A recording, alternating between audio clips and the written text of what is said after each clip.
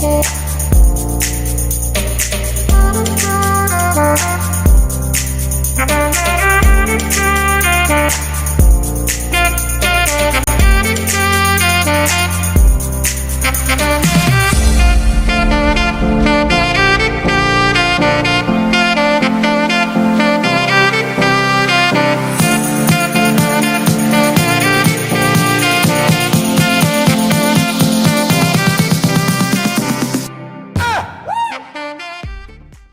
day, friends. It's my pleasure to engage you on this platform again on Leaders Arise. Leaders Arise, like I've always said, is a platform where life-changing leadership principles are discussed in a very practical way that you can deploy into whatever sphere of endeavor you might find yourself. And of course, it would help you to increase your productivity. I'm Demola Awoyele, and I'm welcoming you to this episode of Leaders Arise. Today, I want to quickly discuss on what I have titled The Fate of a Leader. The Fate of a Leader. I know somebody is wondering, Pastor Demola, you're talking about leadership, you're talking about faith. How do they come together? All right. If you want to talk about faith, talk about faith. You want to talk about leadership, talk about leadership. But I need you to understand that leadership and faith, they go together. Leadership and faith, they go together. Because a leader is somebody that inspires people, somebody that influences people. Somebody that moves people from where they are to where they are supposed to be. And more often than not, there will always be, an obstacle or challenge or mountains, if you want to call it, between where people are and where they are supposed to be. All right, so anyone that will succeed in leadership must be a faith person. And you are asking me, okay, so how does that relate to our discussion today? I'll give you a quick one, God is the greatest leader of all time. In fact, God is the supreme leader, all right, from whom each one of us, we derive our leadership capacity from. And you will agree with me that God is a faith God. Because when you talk about leadership, like I said earlier, you're talking about possibility. You're talking about something that's that should be, that maybe have not been at the moment. You are talking about moving from where you are to where you are supposed to be. You are talking about moving people from where they are to where they are supposed to be. You are talking about moving organization from where it is to where it is supposed to be. So a leader actually is a person of possibility. All right, is a person that always thinks more, that always thinks possibility. And possibility and faith, all right, they go together. So it takes faith for a leader to think possibility. So today, I really want to dissect the place of faith in being the leader that you are supposed to be. So let me quickly reiterate a quote that a lot of us must have been familiar with, all right, before now. You must have had this quote that says, a group of lion, all right, led by a sheep, will always be defeated, all right, by a group of sheep led by a lion. I will go over that about 2 times so that you can get it. Number one, the first statement I've just mentioned. Number one, I said that a group of lions led by a sheep will always be defeated, all right, by a group of sheep led by a lion. I will say it for the last time. A group of lions led by a sheep will always be defeated by a group of sheep led by a lion. So what does that quote tell us? That quote tells us that leadership determines our outcomes in life. All right, leadership determines our outcomes in life. Who is in front of us determines whether we are going to be victorious or not. All right, so if you check the categories of animals I spoke about, the first was a group of lions led by a sheep. You can imagine how powerful lions are, how strong lions are, how tenacious, how audacious, all right, how bogus lions are. But it doesn't matter how powerful lions are if the person or the animal before them is not a lion. A lot of people are failing today, not because they don't have the capacity to succeed, but because who is in front of them does not have the faith, all right, to move them to their future of success. But if you look at a group of sheep led by a lion, sheep are vulnerable normally. Sheep are weak or weaker compared to lion. Sheep are people that you may not expect something serious from them. But guess what? They are fortunate to be led by a lion. They are fortunate to be led by a leader that is audacious, a leader that has faith, a leader that believes in possibility. So what am I saying today is the fact that if you ever become a leader, positional leader, I mean to say, the faith that you have got will determine what will become of the people you are leading. Somebody saying, thank God, I am not a leader. I've told you again and again that everybody is a leader. Everybody is a leader.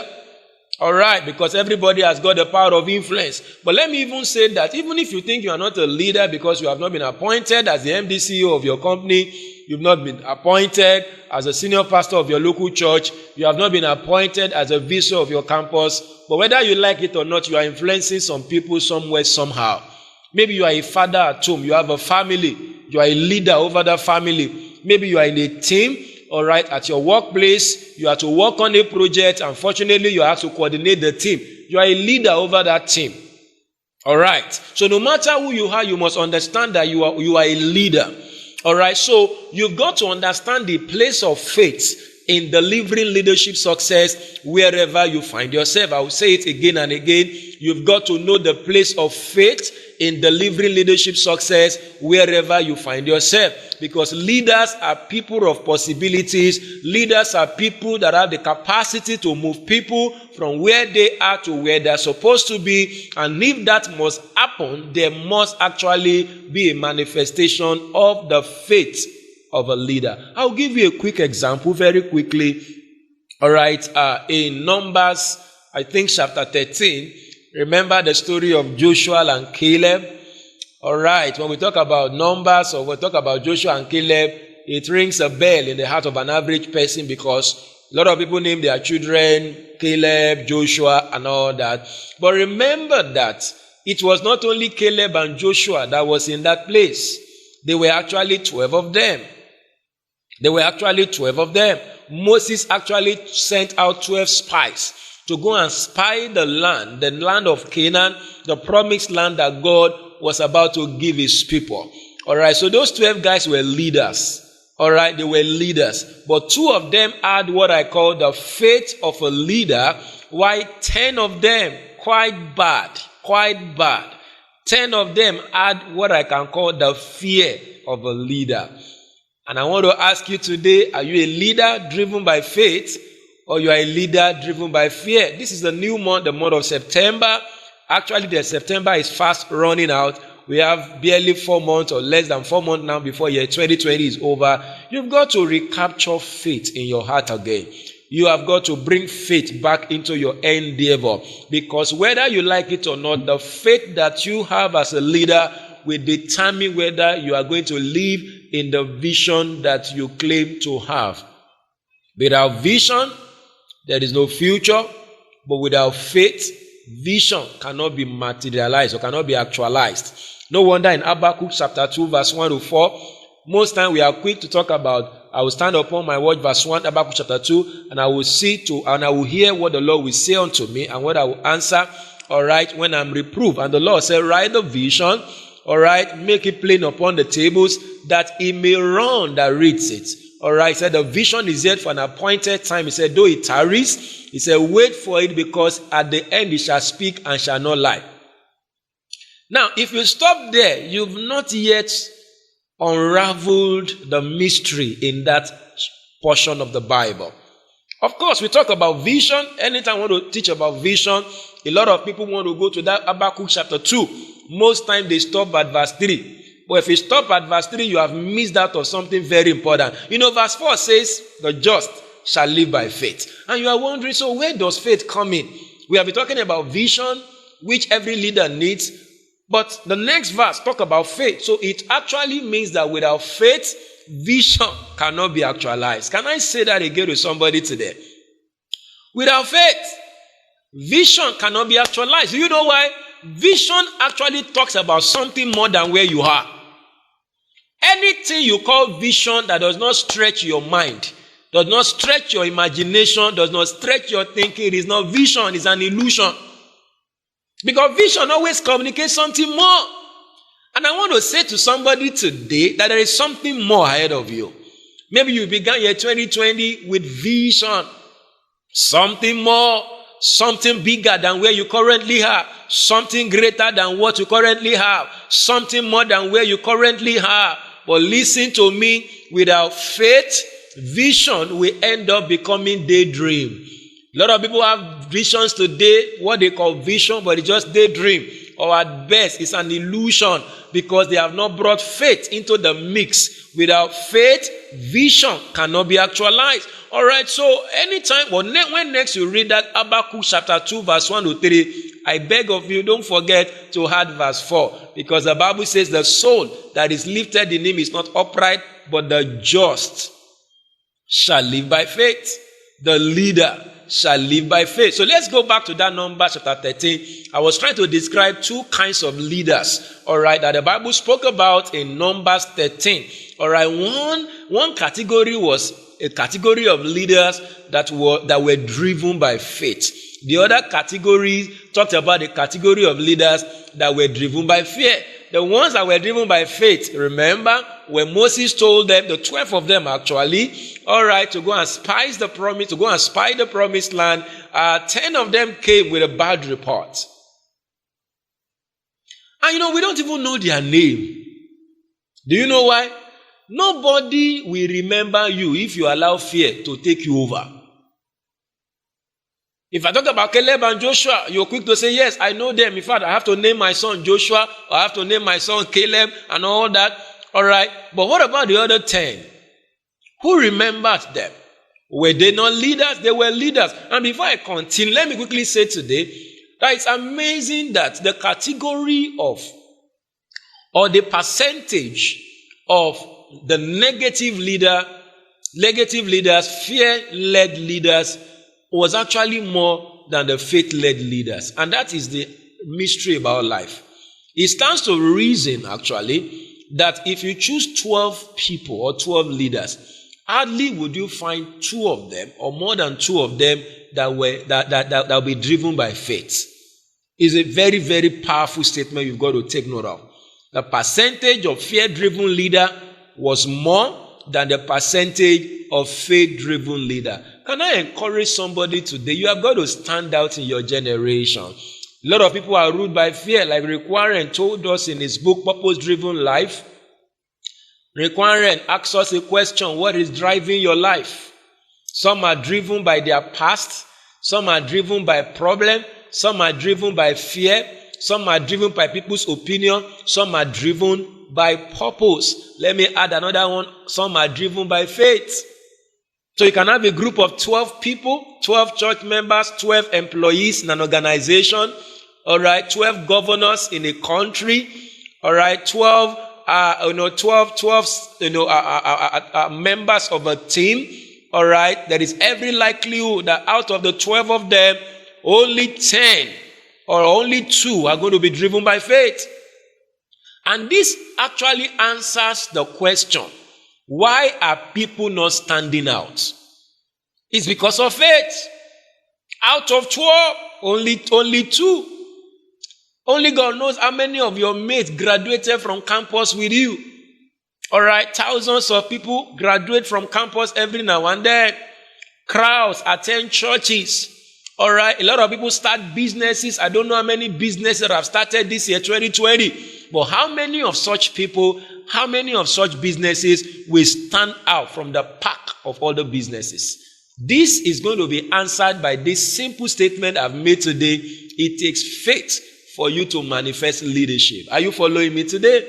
It takes faith for you to manifest leadership. So Joshua and Caleb, or the other 10, let me start with the other 10. They came up with a bad report of the land they were told to go and spy. You know what they said? They said the land that we have gone to spy is actually a good land. That means they had vision. You didn't get what I said. Because they attested that the land is a good land, quite all right. Somebody can say, yeah, 2020 is low there, quite all right, but the challenges are too numerous that I don't think I can make it in year 2020. Have you noticed again in that scripture that those guys attested to the fact that the land was good? Just like some we attest that Nigeria, Africa, Europe, or whatever part of the world you are streaming this teaching from is a blessed land. Now, it takes more than vision to get your portion. It takes more than vision. Vision is ability to see. But faith talks about the drive, the heart, all right, with which you possess what you have seen. You can possess, you can see something without possessing it. So the two of them, the two categories of leaders, they actually went to the promised land. Did you see the word promised land? Can I encourage you today? There is a promised land for you. Yeah, there is a promised land for you. And that's what leadership is all about. A leader always moves people from problem to promise. A leader moves people from wilderness to Canaan. A leader moves people from Egypt to the promised land. And that's the business of leadership. A leader is always moving from problem to promise. And can I encourage everyone who is listening to this broadcast today, be a promise-minded leader, not a problem-minded leader. Listen to me, in the midst of the problem, there are promises. In the midst of problem, there are what? Promises. So be a leader that focuses on the promise, not the problem. Can I say it again? Be a leader. Because if Moses said they should go and spy the promised land, are you following me today?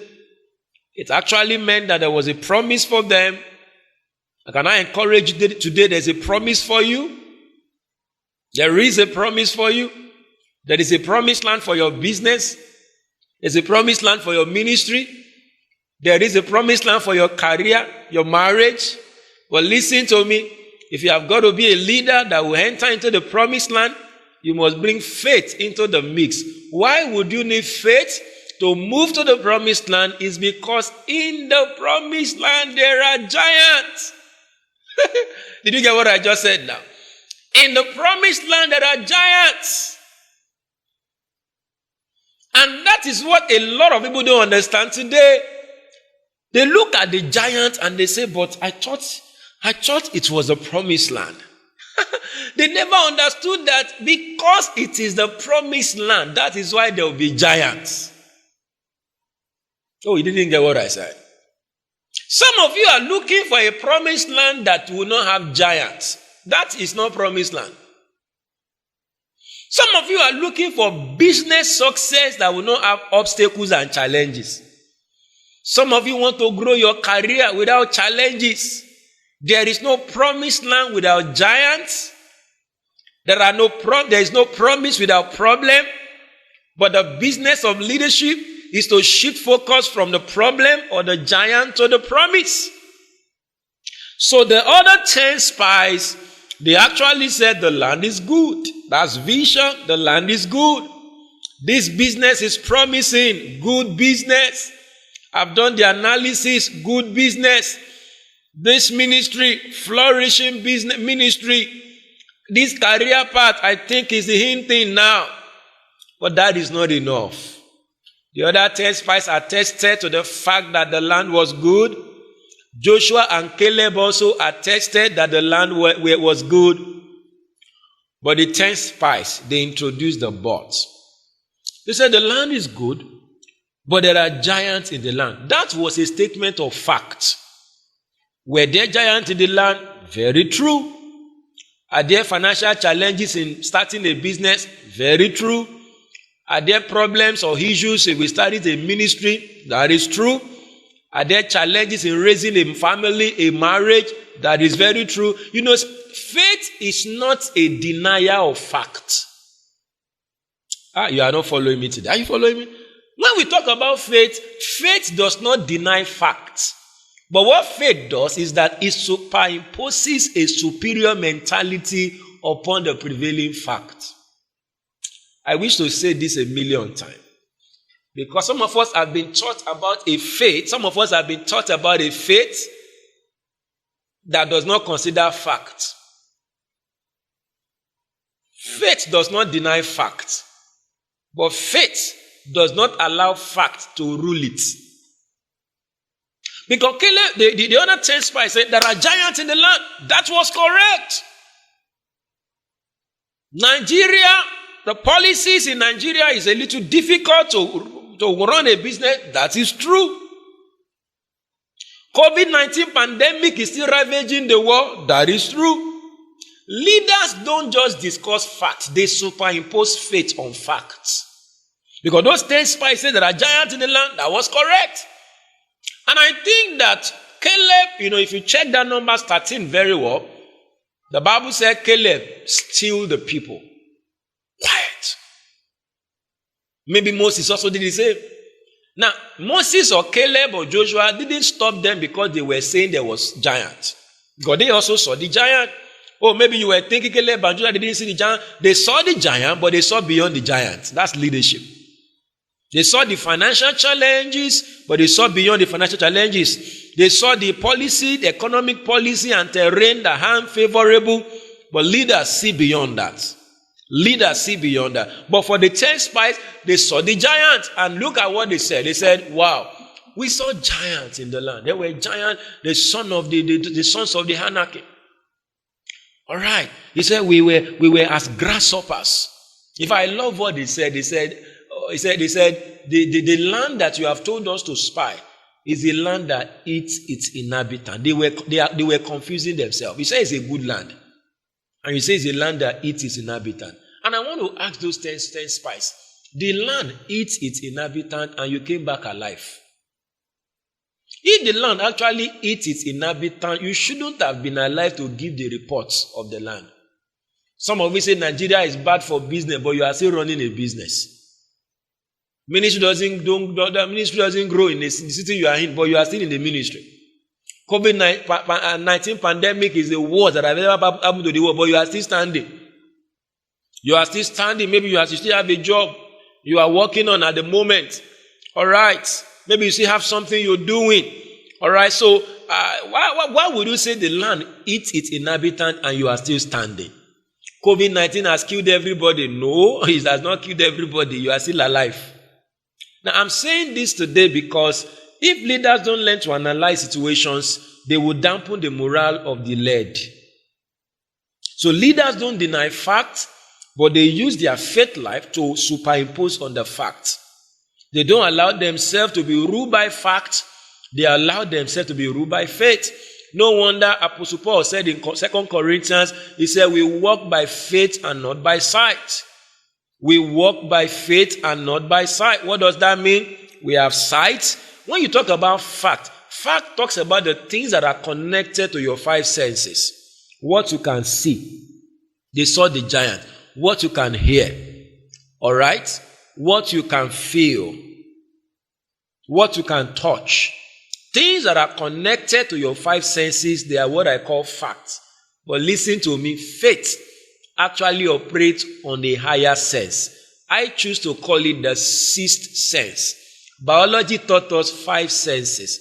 The kingdom taught us 6 senses. So a man of faith actually uses 6th sense to superimpose on the facts that are presented by the 5 senses. So what does that mean? A man of faith is saying what other people are saying, but it's not ruled by what other people are saying. A man of faith is hearing what other people are hearing, but it's not ruled by what other people are hearing. A man of faith is feeling what other people are feeling, but it's not ruled by what other people are feeling. A man of faith is ruled by a higher sense that is a 6th sense, and that's his faith sense. Did you get what I just said now? So Caleb and Joshua, they still the people say, come on, quiet. We went to the same land with you. We are in the same country with you. You know, one of the blessings of leadership is for God to place you in an environment where others are complaining, but you are thriving. Some of you might be wondering, God, I wish I get out of Nigeria. I wish I get out of Ghana, get out of America. They have the highest COVID-19 death. All right, I wish I get out of that campus. I wish I get out of that locality. How would you prove your leadership mettle without being in that kind of environment? There are some things God will not deliver you from. All right? He will empower you to go through them. So I wish I'm in another location. Maybe my business will have thrived. No. I wish our church is in Lagos, or is in Singapore, or is in California, or is in Accra, Ghana, or is in the center of commerce or whatever. Brother, you don't need that fundamentally. You just need a change of mindset. Because there's a wisdom of God in placing you in an environment that seems to be filled with adversity, but He expects you to have an advantage in that same environment of adversity, but your advantage is going to be tied to your operating in a higher sense beyond the sense of the adversity. Are you following me today? So Caleb stilled the people. He said, come on, keep quiet. We were there with you. We spied the same land with you, but we are not coming back with the same report. And I want to tell somebody today, what's your report? What's your report? What's your report? What's your report about business? What's your report about your career? Because your failure is not a function of your circumstances. Your failure is a function of your faith. Because until your faith fails, you are not yet a failure. Can I say it again? Your failure is not a function of your circumstances. Your failure is a function of your faith. Until your faith fails, you are never a failure. Until your faith fails, you are never a failure. So Caleb and Joshua, they went to the same promised land with the other 10 spies.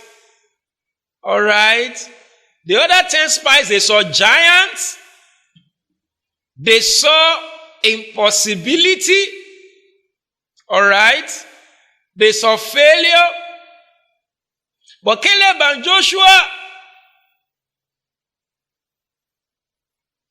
they saw opportunities. So what other people are calling problem can be your opportunities. What other people are calling opposition can be your opportunity.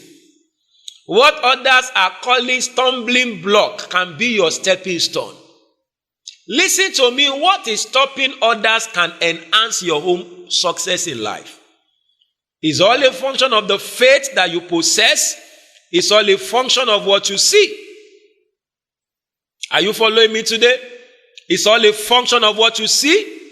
It's all a function of what you know is possible for you in God. Is somebody following me today? So Caleb still the people said, no, we were there with you. He said, we are well able.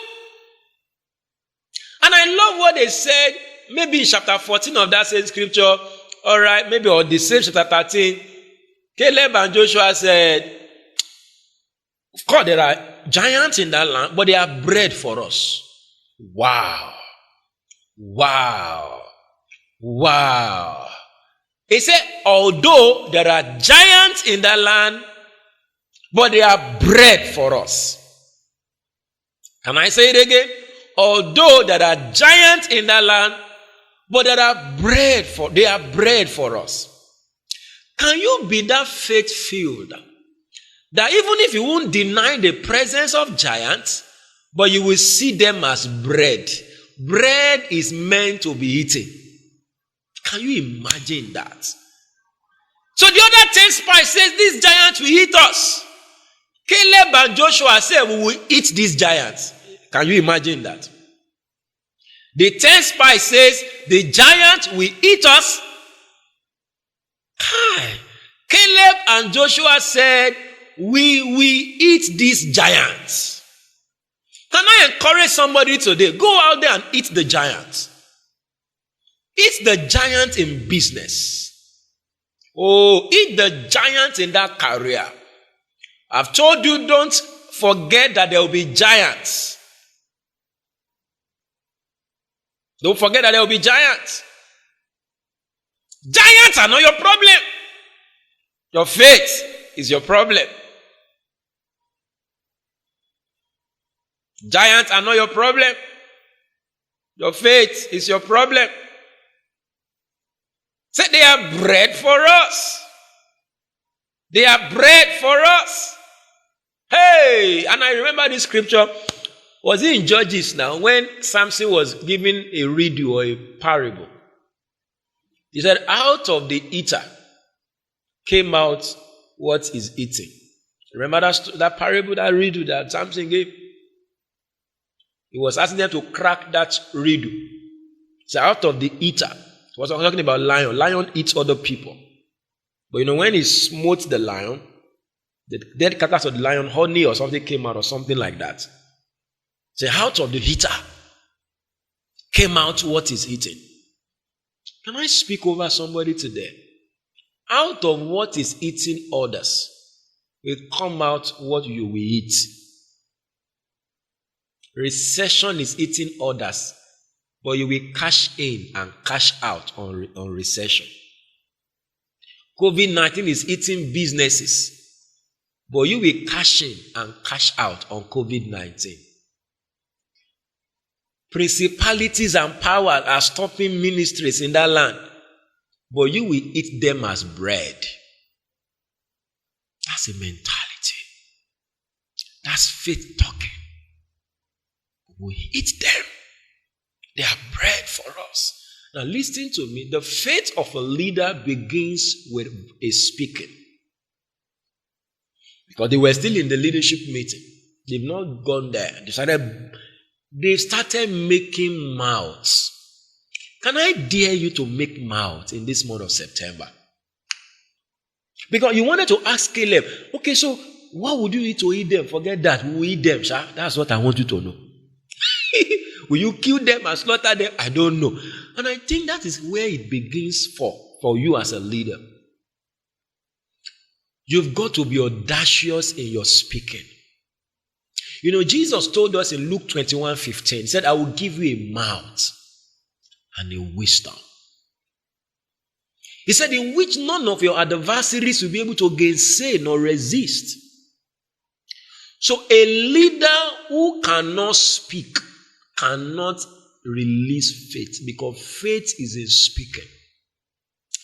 I wish I have time to say all I needed to say about the faith of a leader, because the words that the leader speak determines the atmosphere that takes over the entire group.